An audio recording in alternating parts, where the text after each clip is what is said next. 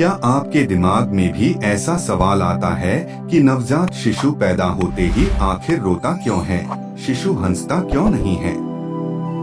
इस बात का सही जवाब किसी को नहीं मालूम होगा।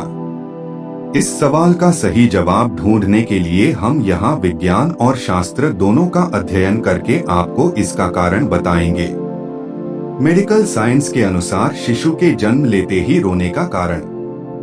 मेडिकल साइंस के अनुसार जब बच्चा माँ के पेट में होता है तो एक पैकेट में बंद होता है और उस पैकेट के अंदर एक खास तरह का लिक्विड होता है। बच्चे के फेफड़े तो बन जाते हैं लेकिन काम नहीं करते हैं, क्योंकि उस समय बच्चे को जीवित रहने के लिए मुंह या नाक से सांस लेने की जरूरत नहीं होती है, तो यह लिक्विड बच्चे के फेफड़ों में भर जाता है। जब बच्चे का जन्म होता है तो पेट में उसको जीवित रखने वाला यही लिक्विड बच्चे की मौत का कारण बन सकता है। बच्चे के जन्म लेते ही उसके पैरों को पकड़कर उल्टा लटका दिया जाता है।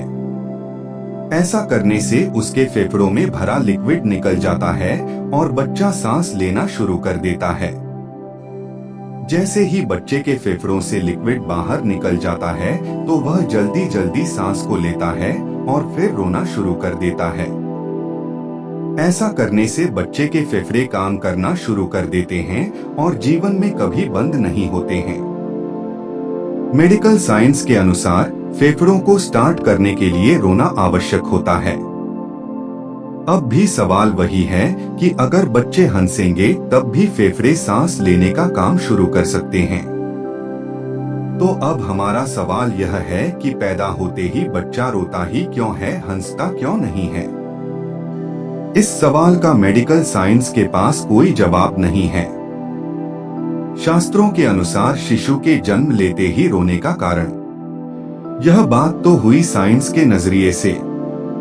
इसके अलावा नवजात शिशु के पैदा होते ही रोने के पीछे एक पौराणिक कथा भी बताई जाती है। विष्णु पुराण में इस प्रश्न के जवाब का उल्लेख किया गया है।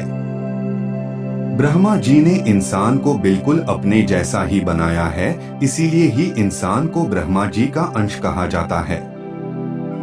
जब ब्रह्मा जी ने पहला इंसान बनाया था और अपनी गोद में लेकर आत्मा का स्थानांतरण किया तो वह आंख खोलने पर लगातार एक ही सवाल करने लगा कि मैं कहाँ हूँ, मैं कहाँ हूँ, मैं कहाँ हूँ।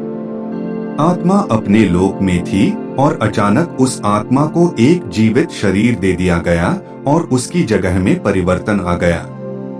यह प्रक्रिया आत्मा से संबंधित है, इसलिए इसको बंद नहीं किया जा सकता था।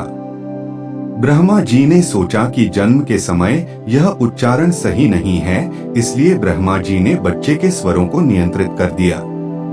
आप कभी ध्यान से सुनेंगे तो नवजात बच्चा जब पहली बार रोता है तो आपको बिल्कुल ऐसा ही सुनाई देगा जैसा विष्णु पुराण में उल्लेख किया गया है कि मैं कहाँ हूँ, मैं कहाँ हूँ, मैं कहाँ हूँ। ऐसी ही अच्छी बातें जानने के लिए हमारे चैनल को सब्सक्राइब कर लीजिए।